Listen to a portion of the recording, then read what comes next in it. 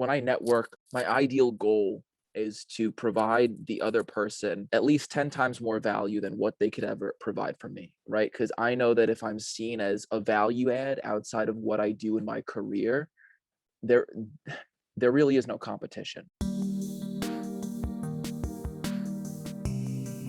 Welcome back to the Career Therapy Podcast, where we are dedicated to helping professionals of all ages worry less in their job search, earn more in their careers, and figure out exactly what it is they want to be when they grow up. My name is Martin McGovern, founder and lead coach at Career Therapy, and I'm excited to introduce our guest today. Please welcome Brandon Gidicsin to the podcast. Brandon is a business development specialist at the Junkluggers and volunteer with the Leukemia and Lymphoma Society. Today we talk about the difference between good and bad networking, how volunteering can help enhance your career, and what providing value to your network actually looks like. If you can, donate to Brandon's charity in the link in the description. And if you like the show, please leave us a review on iTunes, subscribe on YouTube, or share this episode with a friend or colleague looking to make changes in their careers. So without further ado, here's my convo with Brandon. Thanks so much for joining us today. I'm excited to chat with you about, your charitable work, as well as just how to build a meaningful career, not even just at your desk job, but, in your whole life, bringing all the different elements in. So I appreciate you joining us today.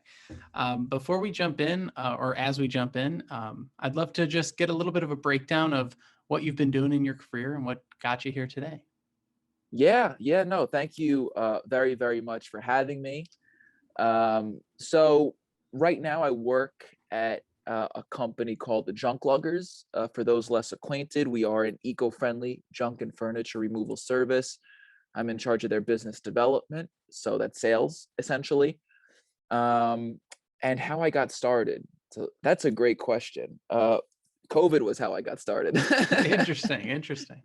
Yeah. So April of last year, so that was April of 2020, was when I stopped my time as a commercial real estate broker. So that was my previous career, and I was dealing specifically with office space leasing.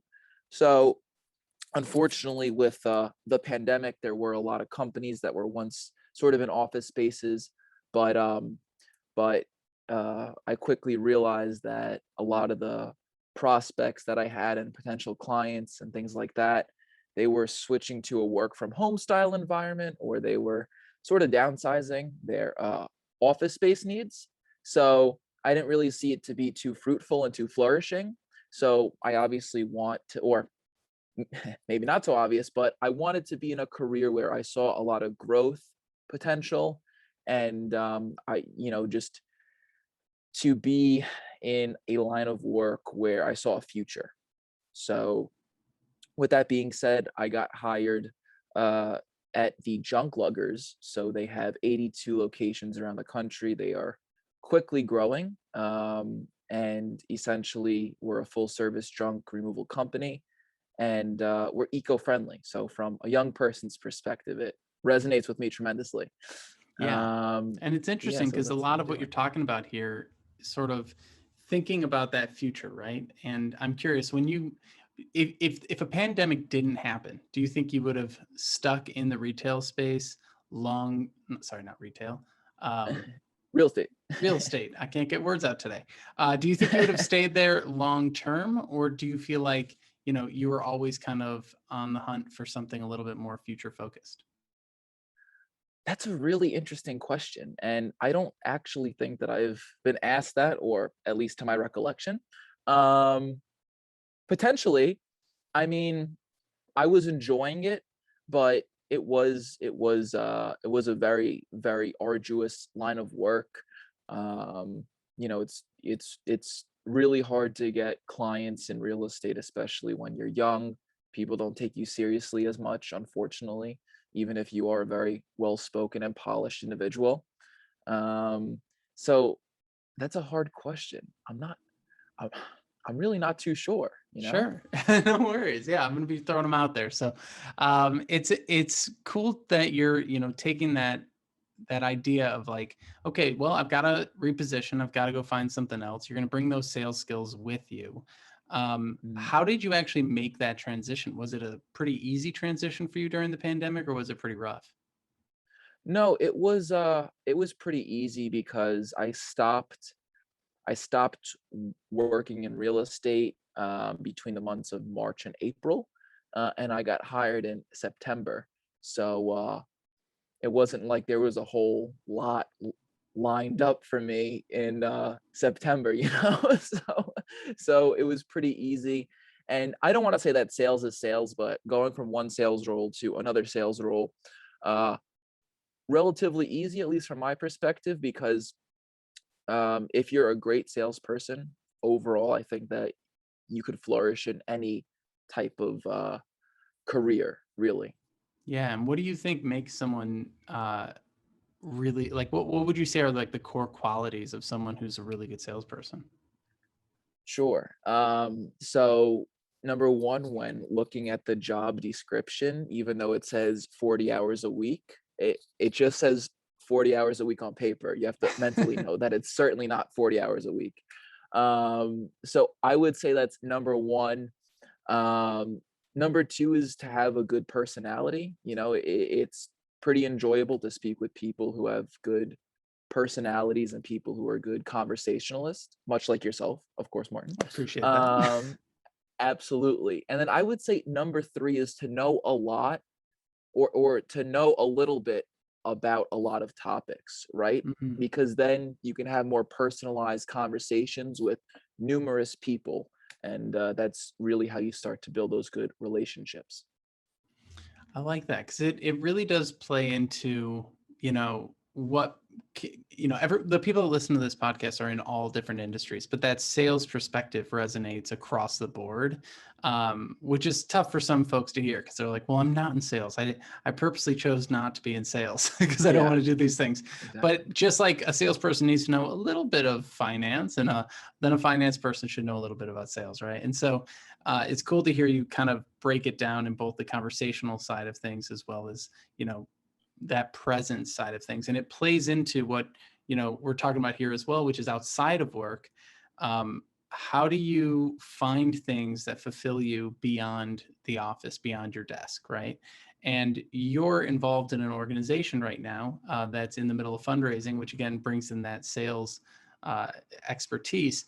And I'd just love to hear a little bit more about the types of things you're doing in outside of work that are capturing your attention right now.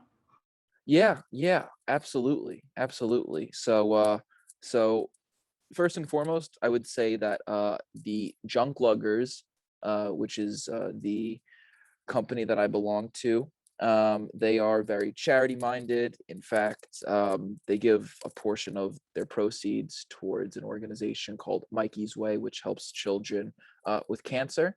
So similarly, well, I mean, I took this initiative on by myself.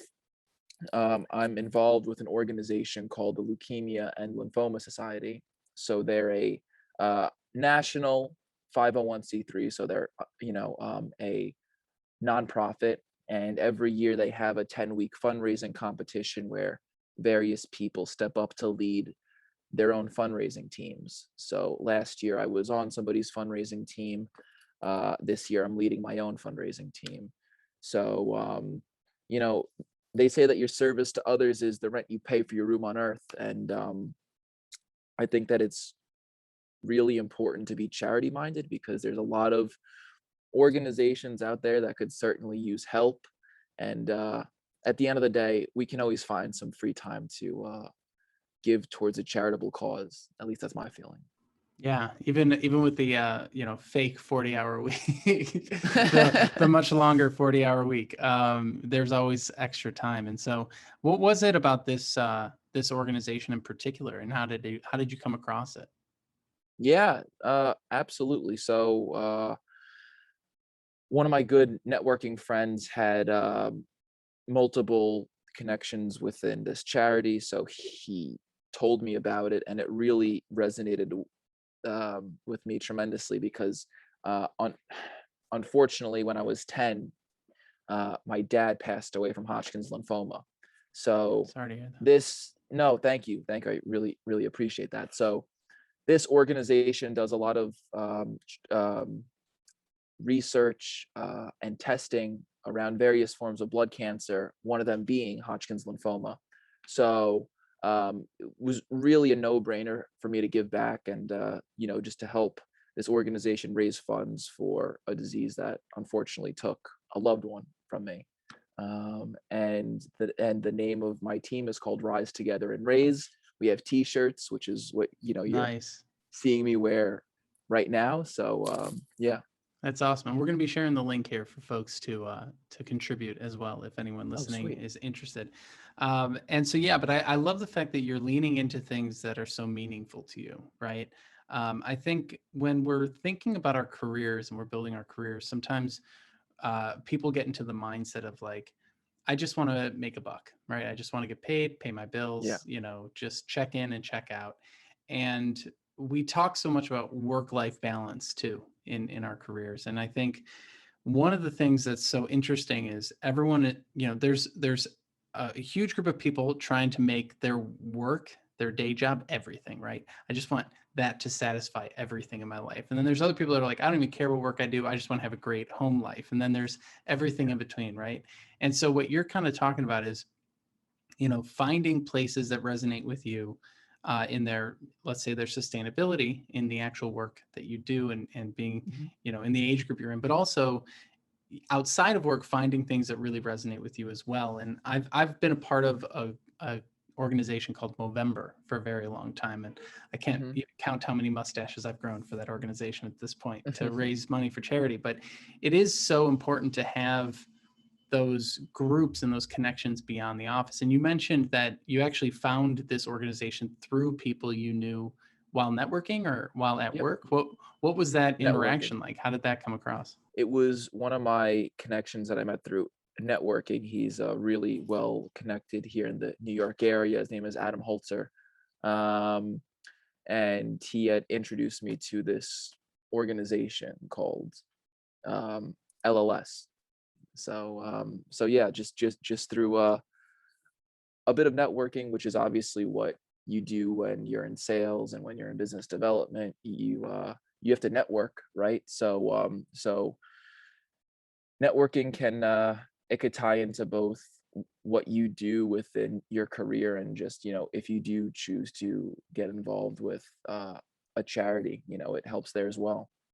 Yeah, and that's one of the things that I think is really interesting. Maybe we can segue a little bit into like the value of being part of organizations outside of work and networking and things like that too, because Mm, when it comes to networking, I think most people think about it as I'm going to meet this person and I either get a job and I'm successful, or they're not able to help me and networking doesn't work and this totally failed. So, as a yeah. salesperson, as a fundraiser, as someone who's out there meeting people, what is your sort of view on networking and how you approach it? Well, I love to network first and foremost. It's so fun to me. Um, f- First of all, when I network, my ideal goal is to provide the other person at least 10 times more value than what they could ever provide for me, right? Because I know that if I'm seen as a value add outside of what I do in my career, there there really is no competition, at least from my perspective, and that's what I've seen and what I've experienced. So that's number one. But then, outside of work, if you are involved in a charity, to raise funds and things like that, it could be really beneficial. I mean, just through a bit of networking, I met a gentleman in Wisconsin who introduced me to a guy who owns a CBD store in Connecticut, which is where I live now and where I work for the Junkluggers. And from this kid in Wisconsin, he introduced me to this guy who owns a CBD store.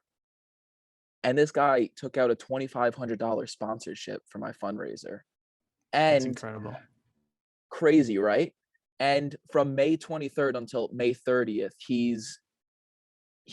he will be contributing a portion from his sales that he makes over that week back towards my fundraiser as well. So it's really incredible the people that you meet out of nowhere, and just the value that it could really provide. And it's just amazing.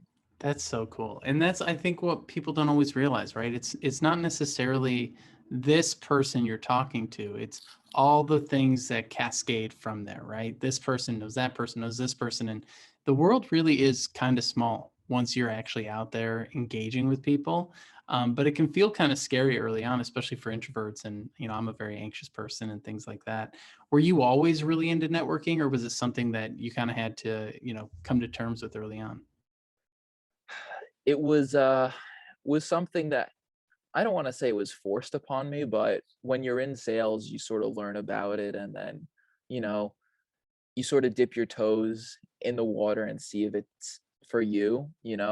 Um, Growing up as a child, I was extremely shy, but just through being in sales and things like that, I've, you know, I I just love to speak with people. So for me, when I started, you know, within sales and things like that, it came pretty natural for me, and I love it now. Because you meet so many interesting people and have these meaningful conversations. And which is another just quick point that I want to, Yeah. bring up. Not, just within networking, even if that person or the people that they know can't give you business per se, if you're having a meaningful conversation with those people, isn't that really, a great part of life? And that's just huge that I think a lot of people forget.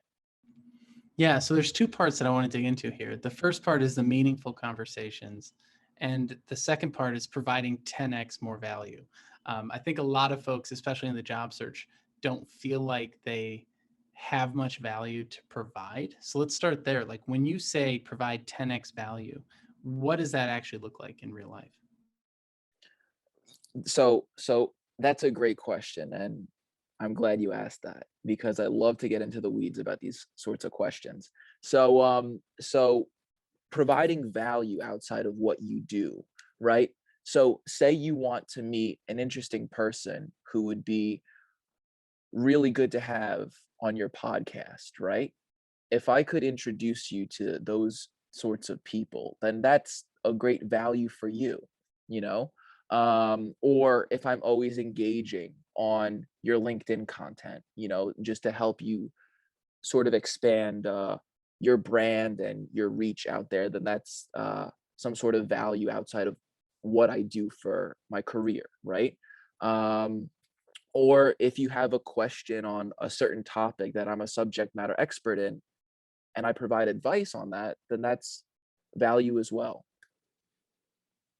And when it comes to, some folks that you may encounter where it's not so obvious, right? I think sometimes when people are on the job search, especially, you might be sitting there going, well, I'm breaking into a field, like maybe early on in your career.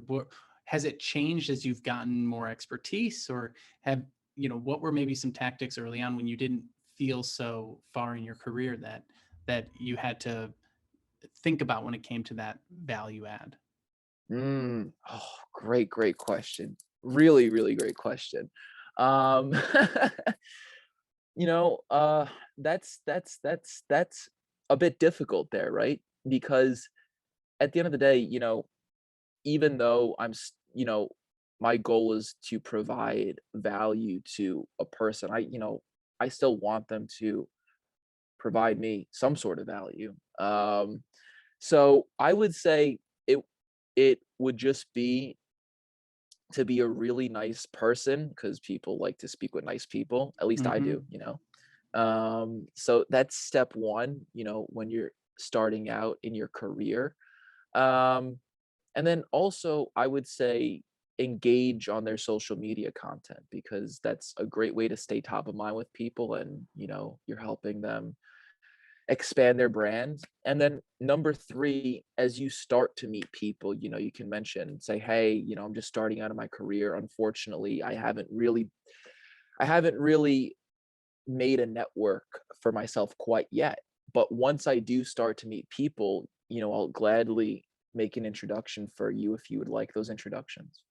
I love that because it really brings that authenticity into it, right? Because so much of what people fear when it comes to networking is coming across as inauthentic, or coming across Hmm. as desperate, or coming across as, I don't know, any number of different kinds of negative negative ways. And that's where that meaningful conversations piece comes back in. Because I'm like, if you're authentically curious, let's just say, then you Sure. should be able to meet people without much expectation or outcomes or anything like that, right? But I think sometimes, especially under pressure, people are so worried about getting a job that it sort of overshadows everything else. But I'd love to bring that meaningful conversations piece back up to the forefront of our mind. And I'm curious, when it comes to, obviously, not every single person you ever meet in your entire life you're going to click with, right? But Yeah. we're not shooting for 100, right? We're shooting for like an average that is high. And so when it comes to meaningful conversations, what do you typically find to be meaningful in a conversation? Like what is a good enough networking interaction look like? Mm, good question. Well, personally, I love philosophy. I took ethics in college, and I fell in love with it. Um, so I, I suppose, having a conversation about philosophy is great, from my perspective, or that we have the same value system, right? That we think that it's good to be charity minded, that the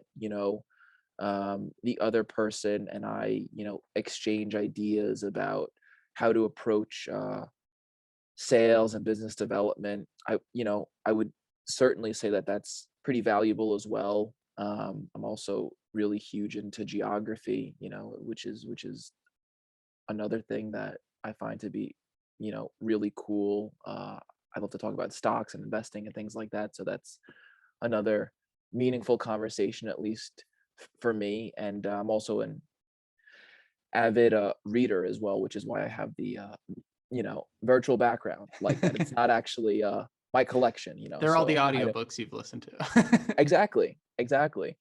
So having a conversation about reading, and I specifically love to read about personal development and motivation and things like that. So, just those handful of topics there, I would say if we're able to synergize and have a conversation about some of those, I would certainly, think that those would be meaningful conversations. Yeah, and it really helps, I think, broaden what can and should be discussed, right? I think that sort of brings up something that I often talk about with clients where um, they go, well, we spent 10 minutes talking about sports. And I'm like, great, spend 10 minutes talking about sports, spend 10 minutes talking about, whatever it might be, because those are the kinds of topics that build goodwill, that build sort of a bond between people, right? If you just get in there and start peppering them with questions about their technology, it can maybe be a little overwhelming, right?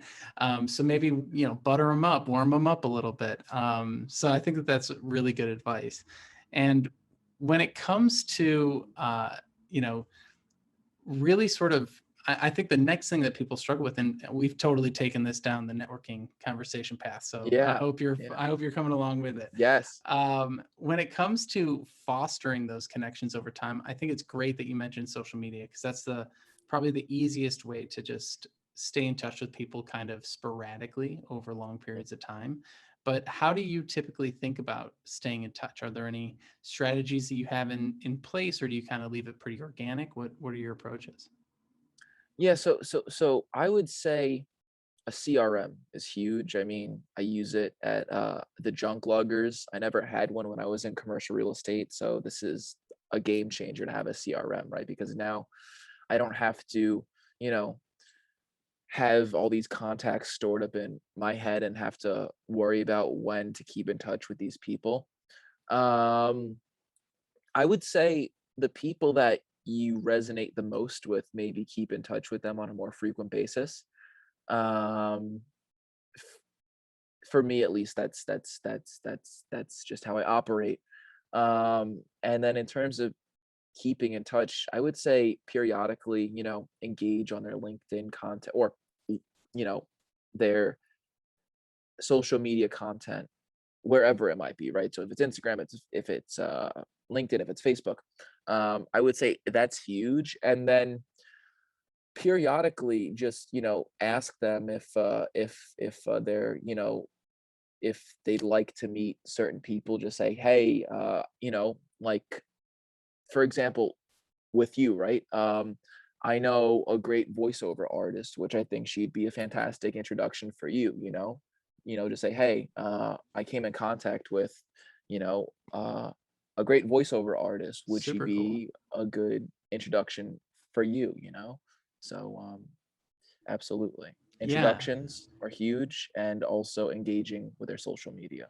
That's super cool. And that goes back to like I don't have value yet, but I'm building my network and I do hope to provide value in the future. Right.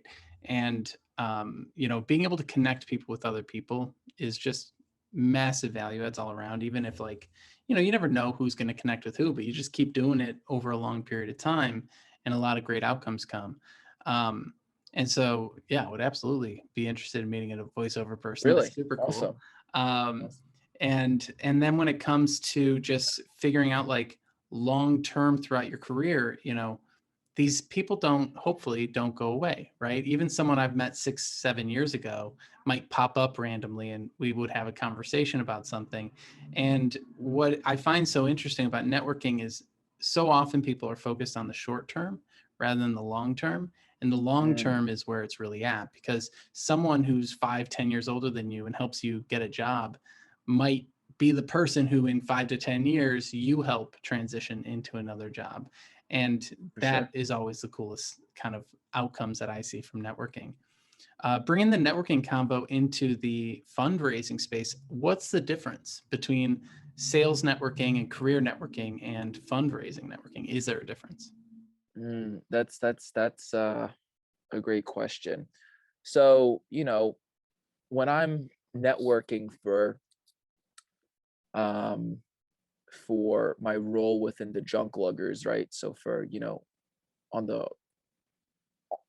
the for-profit side of what I do, right? I won't immediately ask if they need my services, right? Or I don't think I would ever ask. It just sort of naturally happens because they know who I am and because I'm providing them uh sorts of value outside of what I do. In terms of networking for the nonprofit, I'll be pretty quick to say, hey, can you share my fundraising efforts with your company and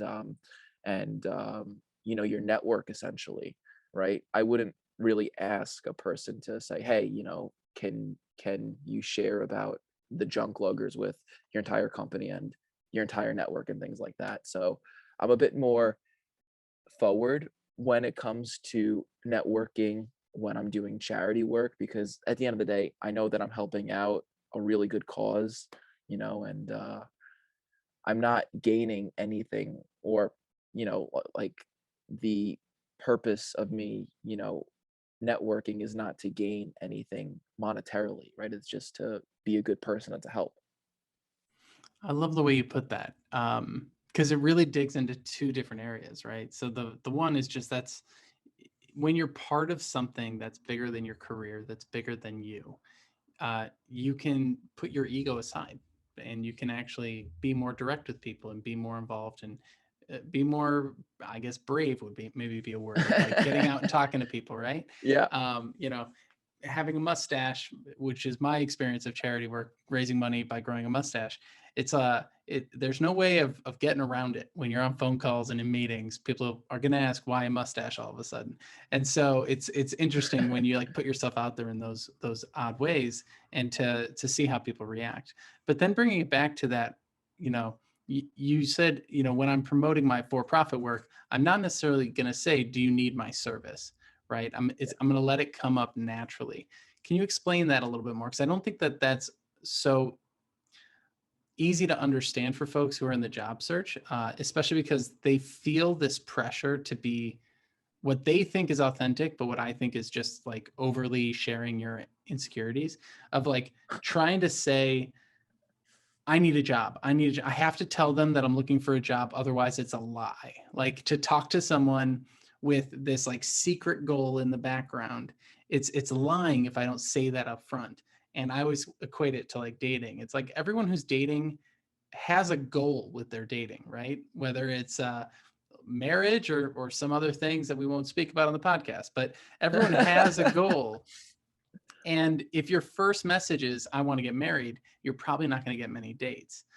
So I'm curious, in your mind, when you say it kind of comes up naturally, can you give a little bit more context to that? Because I feel like maybe some of our more introverted people won't quite follow with what you're saying. Yeah, yeah, absolutely. I think that you could sort of describe um, what you do and how you help people, and scenarios of where you might provide value, right? So, you know, whether it be on, with what you're doing within your career, right? Sort of explain these situations about how you've helped people, with your role and whatnot. Um, and just sort of paint a picture about how your day to day looks.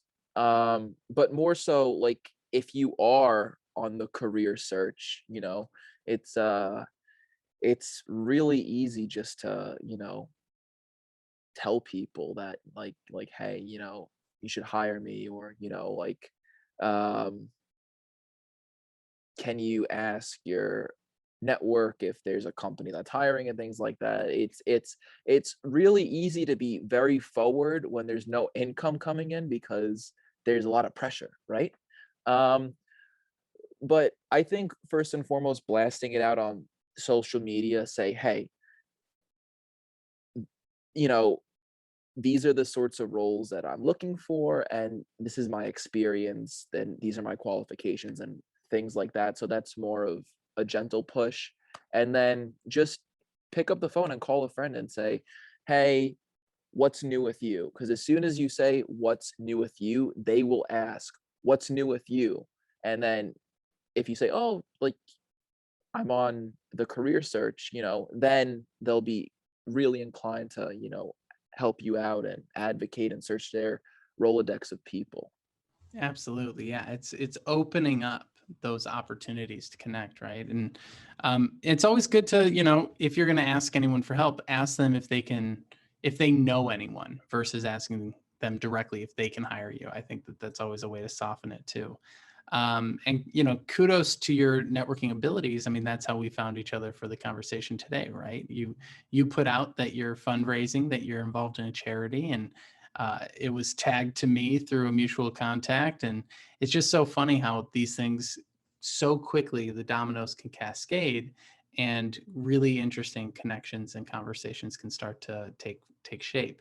Um, and I don't know, I feel like so many job seekers, even when I was training salespeople, they feel like in the sales context, it makes a lot of sense, but outside of the sales context, they get nervous, right? Because they don't maybe have that manager or someone else telling them that they should be doing X, Y, or Z or hitting some Yeah. metrics. Um, but just kind of generally speaking, are there any other thoughts you have around your approach to, let's just call it natural networking, to make sure that these connections don't feel so stilted or stifled? Do you use a lot of storytelling? Do you use, um, you know, certain questions that really open things up? I'm kind of curious what's been your strategy. Yeah. So that's really, really good. I would say, first and foremost, figure out why you're about to speak with this person, right? Because then you'll be a lot more specific with your conversation and what you're really looking to gain from it or help the other person with. So I would say number one is, start with why, sort of like the uh, the novel by Simon. Simon Sinek. Yes, good. It was eluding me for a second. So I would say first and foremost, start with why. Number two is to look at their LinkedIn slash their social media profile, and just to see their experience and sort of do your due diligence on them. So you could bring up certain things, like if they studied a certain major, if they're a part of certain organizations, if they've posted a really cool article or a post that would cause questions to spur and things like that. So, number one, figure out why. Number two is to do your due diligence. And then number three, I would say before the conversation, figure out ways that you could sort of provide them value, so you're really prepared with that when you're speaking with them. And would you typically make a list of those things or just kind of keep it all in your head? How do you approach it? No, I have a pretty good memory, so everything is usually in my head for the most part. Yeah, yeah, and I think that that's also something that makes things more natural over time. I have a terrible memory, but I just wing it all and just see where the chips may fall. And even though things never go perfectly, I feel like they go much better than when they're overly prepared, because that was like Mhm. the anxious way of doing it in the past. And if folks wanted to get in touch with you and follow along with what you're doing or donate to your charity, how can they find out more? Sure. So I would say the donation link now, but it's a bit too long, so We'll I'll just we'll, have we'll you put it in the put. description Yeah, for sure. awesome. So I would say connect with me on LinkedIn or Facebook, just my name. It's Brandon Gidicsin. Along with, I guess I can give out my number as well. Worst comes to worst, I can just block a few people. So it's going to be 516-459-2775. All right. So if you're interested in sales, networking, or charity, definitely reach out to Brandon. And Brandon, thank you so much for stopping by today and chatting with us. Thank you very, very much. I thought this was a very uplifting and valuable conversation, and it really augmented my day. Thank you so much for taking the time to listen to this episode today. I really appreciate your support of what we're building here at Career Therapy as we continue to try and explore the hidden side of modern work and tell some of the stories that maybe don't get enough light shed on them. If you enjoyed what you listened to today, I hope you will leave us a review on iTunes. Subscribe to this wherever you're listening or watching on YouTube, Spotify, etc. And share this with some friends who you know are going through similar experiences and looking to build their career and gain some insights along the way. Again, thank you so much for stopping by, and I wish you the best. I'll see you on the next episode.